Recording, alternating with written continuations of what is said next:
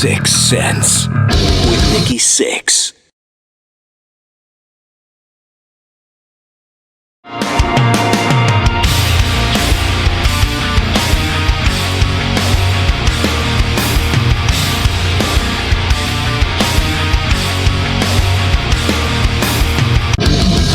Nikki Sixx here with Jen. It is Sixx Sense. Billy Sheehan's here. I'm very excited that you're here, bud. It's happening. I'm excited to be here. Thank you. Last time I saw you was somewhere in Europe by the toilets at a festival. I think so. Remember that? We just were, it was like, Billy, hey, Nikki, okay, bye. Yeah, we're just. And then I saw you on stage somewhere, and that's how our lives are, huh? I know. That's why the NAMM show is great. It's the only time you get to see other musicians. Yeah, everyone's pulling at you, and you're like, hey, well, okay. Yeah, it's so I'm really happy you're in here. I was me too. Thanks. Telling you earlier that I was watching some stuff online, and you had the beginning bass tutorial, and I was going to bypass it. I've been playing bass for 35 years. Wanted to pick up some other stuff. I'm like, no, I want to go back. I learned so much from that. I'm so glad. Yeah, I know. I for me, basics are really important, and a lot of guys skip them. And I always try to approach things as a beginner in a lot of ways. And then when I see like a complete beginner pick up a bass for within the second week, I always learn something from seeing him, seeing how he's approaching it, how he's trying to figure it all out. Mm-hmm. So the initial launch of beginning an instrument, there's a couple things, as the twig is bent, so grows the tree, they say. So if you make sure it's bent the right way, you can really benefit later on. Yeah. So I really want to see more people playing. Yeah. And bass is a great instrument, as you know, to start with, because you can get up on stage and play without a huge knowledge, without incredible chops. You can play a lot of stuff. Yeah. It's a great gateway to get into actual playing. So, that was the whole purpose of that, to really make it for a beginner. So it's funny. I've been playing a long time, and I always rediscover my instrument. Yeah. I might be playing more guitar for a while.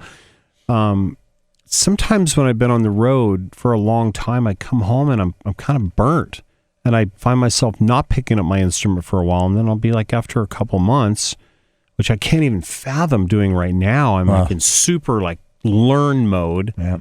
I pick it up and I'm like, wow, what happened? But sometimes you just get, I don't know, maybe burn out on it. Have you ever been through anything like that? Fortunately not. Okay. That's why he plays the way he plays. Well, it's for some oddball reason built into me. I just love to sit and work and discover. And every day I find some new thing that I never knew before. Yeah. When I do bass clinics and seminars around, I often say that, every day I find some new thing. And then as I hear myself saying it, I'm thinking to myself, is that really true? And then I step back and it is. Matter of fact, today there's this thing that I didn't know before, and I know it now, So that adventure never ends. And I think that's what's good about it. You make it to the top of one mountain, and then you see the next mountain, which is higher to conquer. And it doesn't mean necessarily playing faster or wilder or crazier. Well, it's being in time or, grooving right, things like that. It's kind of an important thing, being in time. Once in a while. But, hearing you over the years, I've seen you solo, and we all go, wow. And it is wow. And then I've seen you just in the pocket. Just in that pocket, and you're serving the song, you're serving what that's happening at the same time, and then you'll venture off. I've seen you do songs where you just it's not even that technical in some songs, and other songs where it's different. I enjoy that about your playing. Oh, thanks very much. It's smart to do that, Yeah, there's all kinds of music. I love everything, except some country and western music. I don't like that. No, I'm kidding. The don't. But even then, I played on a country record summer before last, I think. And the producer was some hotshot from Nashville. And they saw me coming, and of course they rolled their eyes. Oh boy, this is going to be a pain. No, what are we going to deal with this guy? So in my mind, I go, I want to walk out of here and have these guys happy with what I did. So I just locked in. It was not easy. It couldn't be a click or a scrape or a buzz. Every note had to be exactly right on, and easy and simple and smooth transitions. You can't fly through it like you can on some fast rock stuff. Yeah. And mission accomplished. They were pleased with what I did that way. Does it feel different? The pocket feel different for a lot of the country stuff? Yeah, it's a different world. It's not my thing necessarily, but I like it when you can play something that isn't your thing or get exposed to it for a while. Because then when you go back to your thing, you kind of got a new vocabulary, new way of looking at it. Did you enjoy, when we had the digital world come in And so we went from, both of us recording early. It was, punching us in. Yeah. punch us in on that chorus. It was scary sometimes. Yeah, some of those punches. I mean, if you strip away just the bass and drums, you're like, I can hear the punch. Yeah. Or the guitars and stuff. Did you enjoy that? Like the ability as a musician who's growing and learning and expanding, being wow, I have another tool to sort of jam with myself? I mean, as far as digital goes? Yeah. Yeah, I was an early adopter of most all things digital right from the beginning. I liked it. It was a kind of, I loved the tape machine and the sound and everything, but you were kind of a slave to its idiosyncrasies. Yeah. So that punch in, punch out thing. But I like to, when I'm recording or doing anything in the studio, I like to really work the stuff out in advance. So when I go in, I can actually play it. If you have to, you can punch in section by section if you don't know what it is, you're not sure what the chorus is about or whatever. And you can get a track that way, as you well know. Sure. But if you can actually play through it, again, I enjoy playing from top to bottom. It's so much better. Yeah. So much better. And if a big clunker happens, you can go and clean that up. You or got a something. safety net there. Yeah, it's definitely nice. So Mr. Big's got a new record coming out in July, and I can't wait to hear that. And you've got the Winery Dogs also happening, so you're real pleased with that, and a lot of encouraging words from many people, and the fans have been incredibly nice to us. So launching a new band is not an easy thing. It's not easy. When you're doing Winery Dogs stuff, you get a lot of requests for Mr. Big stuff? Not so much, but there's a lot of Mr. Big shirts in the audience. Yeah. That's a good sign. Yeah, and at the Mr. Big shows, there's a lot of Winery Dogs, so we're cross-pollinating. Have you played, I wouldn't imagine with Mr. Big you'd be playing any Winery songs. No. Vice versa a little bit? No, well, we did like a Shy Boy, my song from the Eat 'Em and Smile thing, which we've also done with Mr. Big. But fortunately, we did pretty much the whole first record on our first Winery Dogs tour. Yeah. And then we added a few extra little things. Then we're glad when the second record came out because we had enough songs to fill up a whole show now. Isn't that amazing? Remember those early days when you're doing that first record and you're like, we don't have enough for an encore. With Motley, we would have to do cover songs because that's all we had. We had like 9 songs. Are you guys still doing Dog Camp? We haven't done it, but when we're back up and running after the end of this year, we'll probably do it again. Dog Camp is kind of a camp experience where people hang with us. The drummers go with Mike Portnoy, guitars with Richie, bass plays with me, and we bring a couple other musicians along too. And it's kind of a tutorial, training, learning thing, and everybody gets together and jams, and it's a blast. We have a great time. That's really cool, and they also get to see what a band's about. Exactly. A lot of people, as you know, it's a giant mystery to them. How does it work when they go in that room and they come out and there's music? How does that even happen? Yeah, and also like how to be in a band, like how to you spend all this time, you have these ideas, you practice, you have your favorite bands, you might dress like your favorite bands, you find other people like-minded, and then you're like, how do we get along? That's the big one. Is that the last day of camp? You just sit everybody down. You're like, look. The last day of camp is like we break up. Yeah, right. It's the breakup day. Yes. We show you how to break up and what to say in the press afterwards. It's the White Album. Yes.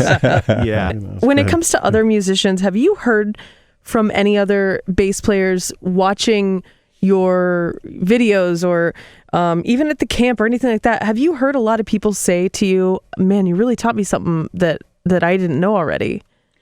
Fortunately, I have heard it. I don't know to a great extent, but I have heard it, and nothing pleases me more. Right. I love my fellow musicians at any level of their career. Yeah. And I'm always learning. I'm always I got to be selfless about it. And in my mind, I suck. So I just got to.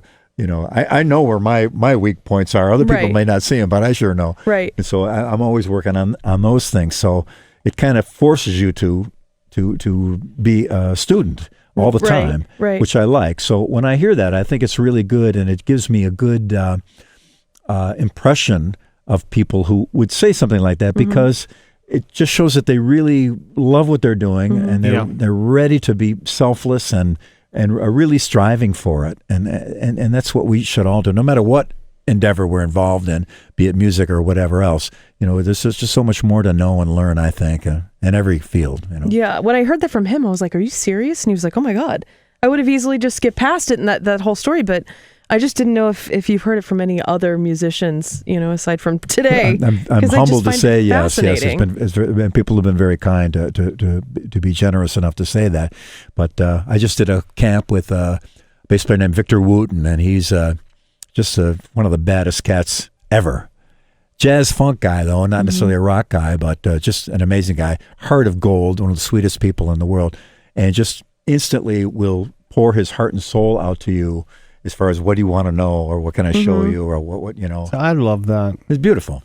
I love that. I love that about musicians. I'm discovering that more because, Motley was so busy for so long. Yeah. And it turned from a band to a machine at some point, and it was just going. Yeah. And we would get home, and it would be like, okay, a little bit of a break. Let's write a record. Let's record a record. And there's another tour. Yeah. And you know how that is. And, I've decided to take a few years off and focus on just what got me in this in the first place. And that was, I love music, and I love playing bass. It's my instrument. I didn't pick bass because there wasn't a bass player. I love bass. It was the thing I was attracted to that I heard. Same thing, yeah. So it was a no-brainer for me. Yeah. I later picked up guitar because I liked it, and I became a songwriter by accident. I didn't know, that I was a songwriter. And now I'm home, I'm taking all these lessons and stuff. And what I'm finding out is, because I have time to be home, that all my friends that are musicians, we're just getting together and just hanging out.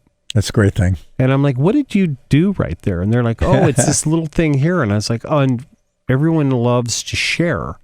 And that's what I see. When I was watching you, I was like, you just want to share what you have. And people don't know that about musicians. They think we might all be in competition, might be trying to keep the secret. Yeah. Yeah, I've given away. I remember I had one little thing where I had my pickups really close to the strings and helped me go really fast with my right hand. And I thought, I better not ever tell anybody this because once they figure that out, they're going to all, run past me completely. So I just thought, one time I was doing a bass clinic or seminar, and I just thought, it's only fair. Most of everything I have I stole from somebody else. So it's only fair that I let them steal this from me. And I explained it to people. Yeah. And it helped a couple of guys out, but it was no ill effects to it at all. Yeah, no ill effects to your career. Exactly. Also, right. I can't get a gig because those other guys are getting it. Yeah. Do you practice every day? Pretty much. I put in a couple hours if I can. Last night, you guys are crazy. I know, it's crazy. People used to come to my apartment. I lived back in Buffalo back in the old days, knock on the door, and I'd answer the door with the bass on. Hey, don't you ever put that thing down? I said, well, no. As a matter of fact, I don't. I'm lucky to love music. You said earlier how you just love music. Yeah. And if I'm not playing, my hobby is my iTunes. I got 2 terabytes of unbelievable music from all kinds of genres and all over the world. And we're so lucky because of the year that it is and the years that we were born. No kidding. I was working in a record store in the 70s, and so I really had, for my brain, 50s, 60s, and what was happening in the 70s. So I have 25 years. Now, I got so much more. Wow. You have so much more, and kids that are coming up now are like, man, I got 50 years in the rock world. Of course, you got jazz, and, and it goes back farther, and blues and such. I just think the future is in the future, kids are going to have all these genres to listen to. And they've got videos of it too. I mean, my first concert I saw was Hendrix. I ran up to the stage and I got close enough to him to take a couple photos, but the photos didn't come out. And so I never really got to see him. Finally, there was a movie in the Woodstock thing. You could see him, but you couldn't really tell what was going on. Now you've got a GoPro camera on each end of the instrument with every angle, so every little nuance. Yeah. In a way, that's good because you can see it, but another way, it takes the creativity away of trying to figure out on your own and making up your own way of doing it, which I think they both have their merits, of course. But now for musicians now, you can go on YouTube and find anything by anybody. Yeah. See it right there in front of you. So cool. John Fogerty was with us, and he was saying how he sets his alarm couple hours before he has to get up, and he has a little music room, and he goes, does his coffee, and he just plays for 2 hours a day. And he goes on YouTube, and he puts in how to play whatever it is. I was like, that's a great idea. So I started doing it about 6 months ago. Great. I mean, I got my time before anybody else awake. I got some coffee, and I got my bass, and I'm sitting there. I don't care what it is. I just put how to play blank on bass, how to play blank on piano. And you get the basic idea. Now, you got a lot of guys out there that aren't really doing it right, but you get the basic idea. And I'm like, I learned a lot of stuff about the Rolling Stones that way. I mean, how simple, but how genius it is because of the feel and things like that. And you bring it into your world and spit it out in whatever way. Yeah. I tell a lot of young players, get AC/DC back in black and learn it front to back. Yeah. Do the whole thing. Deceptively simple bass lines. You think, oh, that's pretty easy, just one note for this whole thing. But to actually play it right and correct, you got to be a grandmaster. But you can play it and play along and start to get the idea that, wow, I'm playing AC/DC. This is great. I get enthused to look for more. Yeah, that's a great idea on the YouTube thing. I've poked around and found a couple things here and there, and I steal from everybody. Steal. That's what we do. Is we steal. Good writers write and great writers steal, and it's also true with playing. And I will like listen to a song, especially when I was younger. Really, when I was younger. In fact, probably exclusively when I was younger. I would listen to a Cheap Trick song, figure it out, and I'd play it backwards. Take it to rehearsal. I go, got this song. It's called "Too Fast for Love." Oh, that's genius, Nikki. I'm thinking if Rick Nielsen only knew. It's because there's only so many notes. And, so there's 12. You get inspired and you play it backwards. You play this, you change the melody, and next thing you know, you mix a little this, a little that, and you have a different sounding singer or a different sounding bass player. It's all new again. There it is. We had a song of Mr. Big called "Wind Me Up," and it was "Pretty Woman," the Van Halen version of "Pretty Woman" backwards. Fantastic. So I'm gonna go get that song and I'm gonna play it backwards and get sued. Yes. by not by Van Halen, but by them. No, by Roy Orbison. Roy Orbison's estate. Yeah. Yeah, great. Have you ever seen somebody play your music online as good as or better than you have? Pretty darn good. Yeah. Pretty darn good. I've seen a couple players go up there and do their thing, and pretty awesome. At one point in Italy, there were like 5 Mr. Big copy bands. There's a lot of the Italians took a liking to us for some reason. But some of them were pretty good, pretty amazing. And have you ever tried to like send in a message if somebody like wrote a if they did a YouTube video and you see one of your songs being played and they messed up, did you ever message them and go, hey, by the way? No, I would say awesome. I would encourage them as best as I can. But I'm super interactive with all my media. I respond to things and answer questions all the time. It's actually almost like a second job. I spend a lot of time. I bet. I love doing that too. It's great. It's if we could have had access to the people that we loved growing up. Man. And inspire us on top of it. Amazing. Say, hey, good job. Keep at it. Exactly. I mean, imagine one of your fans writes to you, and you just give a, hey, thanks a lot back. And I know from seeing it, what kind of effect that has on people. Yeah. How hard is it to say, hey, thanks so much. I'm glad you listened. I'll see you next time through. Mm-hmm. And it makes their day. And for one little sentence, we can look at the joy you can bring into the world. Pretty cool. Yeah. That's pretty awesome. I mean, I can boil that kind of stuff down to the simplest kind of things in my life. We lived in this trailer in Jerome, Idaho, and we'd go to Twin Falls, Idaho to the record store, and I just couldn't wait to get new bands. And I had a Peter Frampton album. I think it was Comes Alive. And there was this poster of him, and we actually kind of looked the same. But I was growing my hair out, even though my grandparents didn't want to hear about it. And I had like a cheap Les Paul copy. And there's a photo somewhere of me standing on my bed, this Peter Frampton poster. And, my grandmother took it and my friends were like, whoa, dude, like you're gonna make it. Okay. Now, as innocent and small as that sounds, it was like, wow, yeah, like this is what I'm gonna do. Like the poster, I can relate to the poster. The posters, our videos we have. I love all that stuff, all that information, the feedback online. I don't know, meeting people that are cool. Yeah. It's neat. Yeah. It's righteous. I met a lot of people that are not cool, and so have you. Yeah. And we know that. We don't want to throw names around. It can be a little disheartening sometimes. It's like we have so much to be grateful for. That's true. And you're such a great guy. Who do you look to for inspiration now? Well, that's very kind of you. I just, I don't know. I just try to, I don't know. You don't want to be all things to all people. You've got to have some conviction and some opinion, but also to respect the opinions of others. And you know, and online you'll see people disagreeing about stuff. Sometimes I'll see somebody write something horrible about me, and I'll just write back and say, you know, bro, you don't even know me, man. You've never met me before. Why would you say something like that? 19 out of 20, or even 99 out of 100 times, a guy will write back, oh, bro, I'm so sorry. I got all your records. And you know, why would you do this? So Right. I think the lesson to learn is to ignore so much of that stuff, because it really isn't really as crazy and horrible as it is. It really isn't intended to be evil. It's just people, you know, throwing rocks in the night, you know, thinking they're going to get hit somebody. Get a little of attention.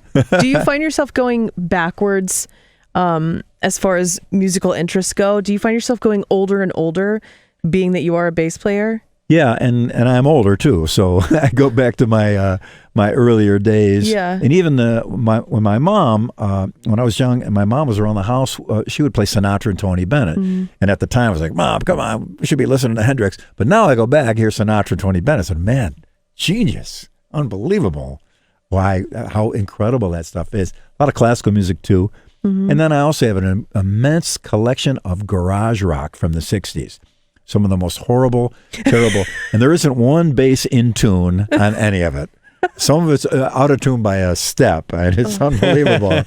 But it's Who had a tuner? I know, nobody did. But it's glorious. It's just these kids in a garage, and they're playing.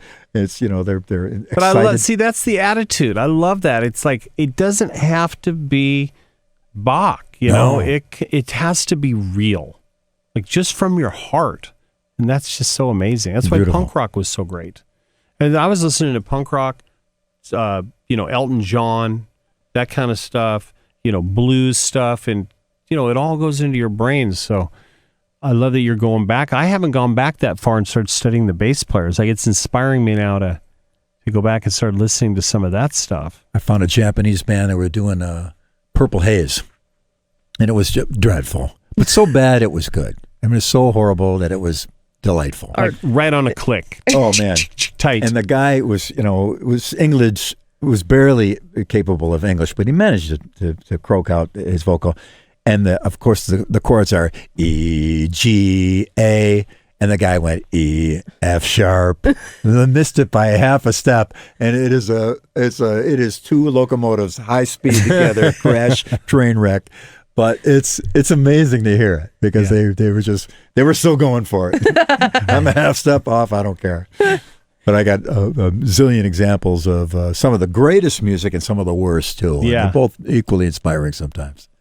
Do you have your EQ set on your sound system a little bass heavy? No, pretty flat, but there is a subwoofer. I got a subwoofer down there in my little home studio, which kicks it around a little bit. Try to keep it relatively flat, but I drive a Jeep, and my friend borrowed it the other day. He's like, so you don't really care about anybody else in the band, I can see. I was like, what do you mean? He goes, your sounds, it's like the bass is cranked. And that's like kind of a newer thing in the last 6 months, because I'm obsessed with the bass again. great. So I'm just like, I just want to hear what those guys are doing. It's the foundation. It's the fundamental. Yeah, it's a beautiful fantastic thing. What's it like, you know, being in two bands?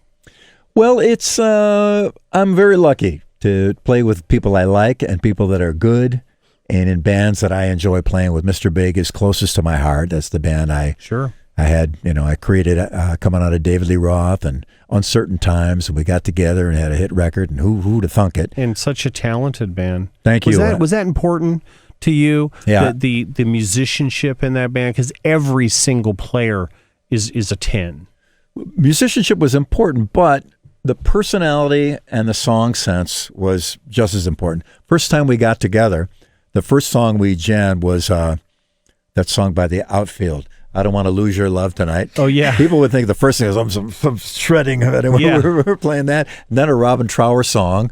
That's and then always something good. else, you know, that it wasn't a big shred fest right away. And our drummer, Pat, when I brought Paul Gilbert in, he didn't know what to think, because Paul was Racer X shredding guy. Yeah. But the first thing Paul did was he was playing Beatles songs and a Stones thing, and playing them real, playing them right, and in the right way. So right away, Pat said, "This is fine. He's not just some notey guy. Right. He really loves, Right.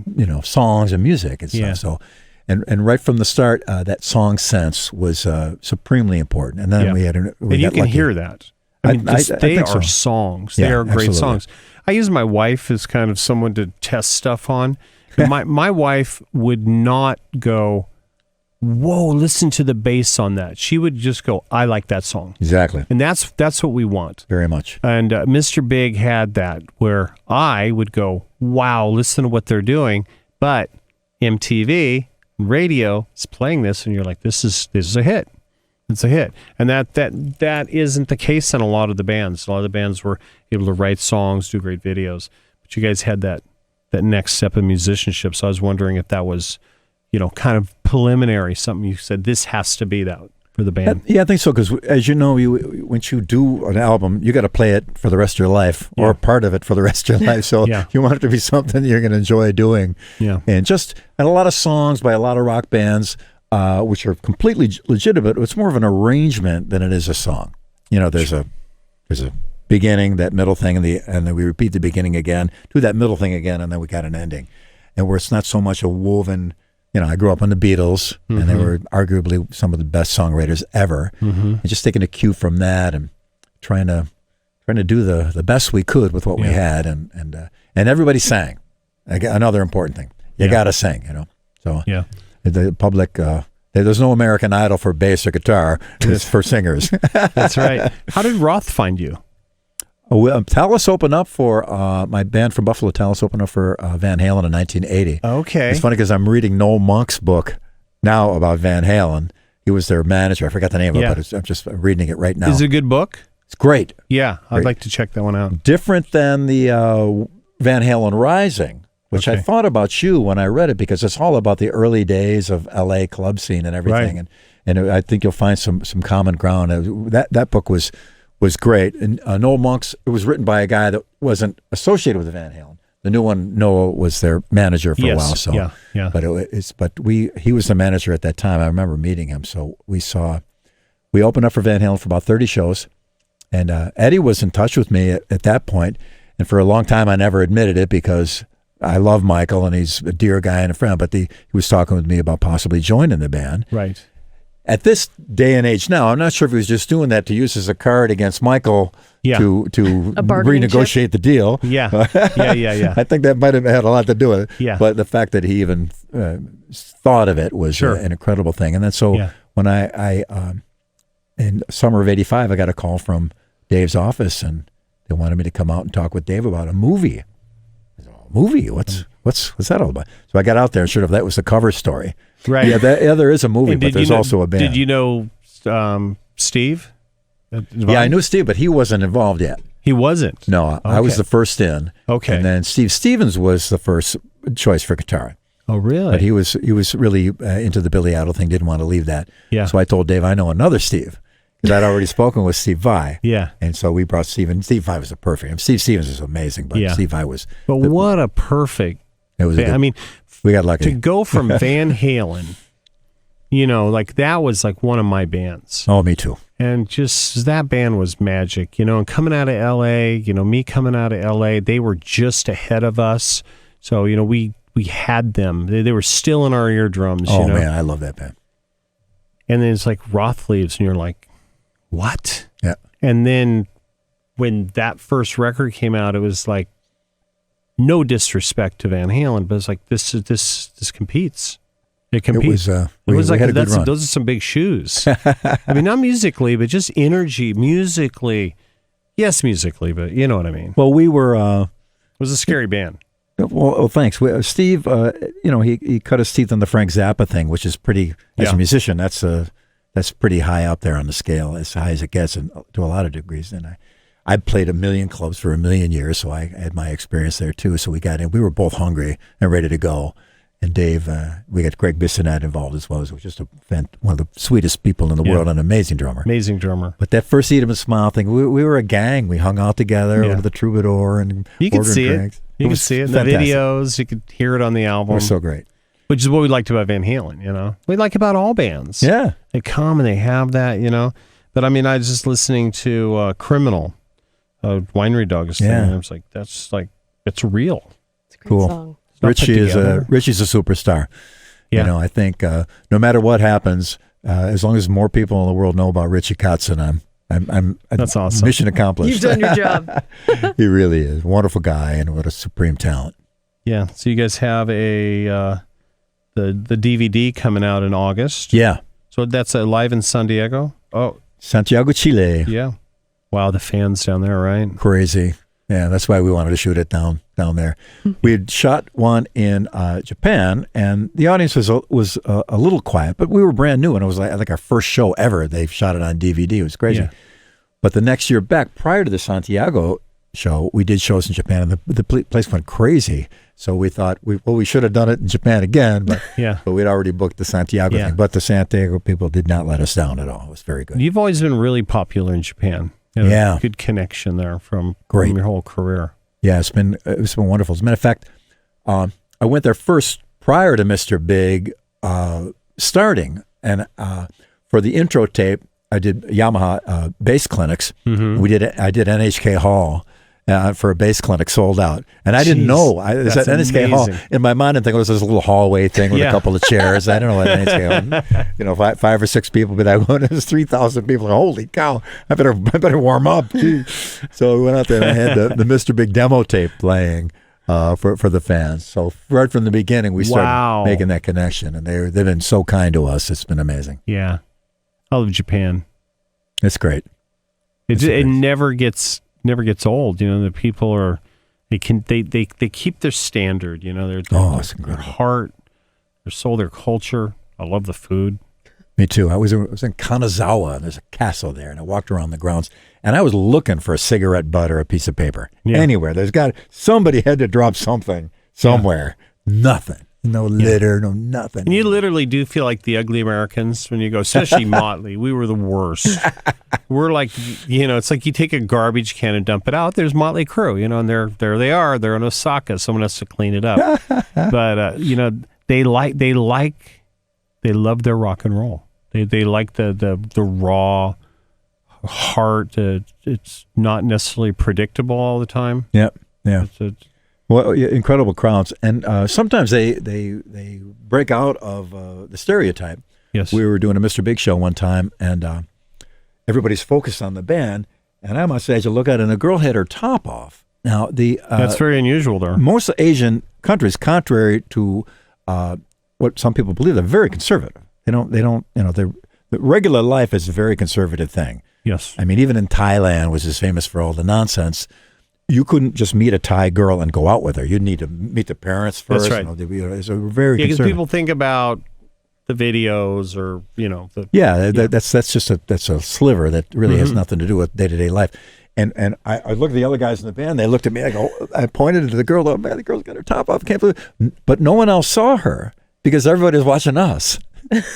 So the girl was as safe as could be with her top Right. on. And nobody was looking at her. They were watching us the whole time. So I thought it was hilarious. I mean, you'd have to explain that to generations of your family for having your top off at a Mr. Big concert. I mean, it would be, it's just great grandmother. Yeah. The black sheep of the family. Funny. So what else do you have coming up? I have another band that I'm What? just doing as a side project. Oh I my know gosh. it's crazy. Oh, come on. Can You're you killing us stop? here. I got two bands. Well, no, I was retired Motley, so I have 6 a.m. Now you got to go for 3. Oh, just so much competition. Oh, let's not. He has So a what's radio this show. band? There's a band called The Fell. Okay. And it's a guitar player from Smash Mouth, Mike Krampus. Okay. Great drummer, Randy Cooks, plays with Phil X a lot. Okay, yeah. Matter of fact. And a singer from Australia named Toby Rand, who is a superstar, great Australian singer. And it's pretty up-to-date modern rock, too. Okay. And so that's... Edgy? A little like dirty, heavier metal? It's pretty modern. I don't know how else I would describe it, but it's not like classic. Okay. And Not the classic pentatonic No. blues, It's, AC/DC. And the vocalist is just fantastic. So I can't wait to hear this. I'll send you a sample of it. Okay. But it's right as soon as everybody hears it, they go, "Oh, that's a hit! Oh, that's a hit!" You Oh, know, so awesome. that kind of a thing. It's cool again to just kind of stretch out. It's going to be a little. I live to play live. So if Yeah. there's as many bands that tour as I can possibly have, I'll do it. I'm starting to get that little I know you are. Get an itch? the little itch. My wife the other day said, maybe you should go. She's sick of you. Yeah. I said, go She where? keeps going on trips. And Like, I'm like, go where? To the store? yeah. Like, go what? And she's Go like, away for maybe a you should couple just go months. play a couple shows. And I'm like, with who? I don't have a band anymore. So I'm going to join one of these. I'm going to join one of this three. Double You need a bass. road manager. I'm good at management. I'm good at Right. marketing. Cool. I could be the MC. Oh, God. I got a double neck guitar and bass, so we can each get one. Yes. You play bass on one song, I play guitar, and then we'll vice versa. I saw at Norm's Rare Guitars. You go over there ever? There was a Fender. Some guy had ordered. It was like a Telecaster and a Tele bass. Wow. And I was like, did they make that? Because most of their stuff is old. He goes, no, some guy ordered that. And so it was a guitar and a bass. Wow. It's like, when are you going to get to do that? I mean, I get a bass and a bass, but have you ever played it? You played double neck ever? Yeah, I got a couple bass double necks, which they're tuned differently. Oh, is that what it is? One's Okay. tuned low, Yeah. like the low 4 strings of a 5-string bass, and Yeah. the other one is tuned normally. So that kind of makes How sense. fun. Yeah, You it's ever play cool. fretless? I got one. I can fake my way around a fretless, but I like the note that the note is actually there instead of sliding around on it. Yeah. Like Tony Franklin. I mean, Fantastic. unbelievable. That's a whole other animal. Yeah. Well, thank you so much for coming in and hanging Thanks out. for having me. Anytime you want, come back. Beautiful. I back. live right down the street, so I'll take you up on that. Perfect. Yeah, Thanks so very what's much. great about where we're at is so many people I live know. around here. I like They're it. like, yeah, come on in. Are you eating at the public school across the street yet? Yes. Great. It is good. Yeah, Great burgers really and good. beer there. Very nice. Yeah, perfect. All right, thanks, buddy. Thank you. Nikki Sixx and Jen on the Sixx Sense.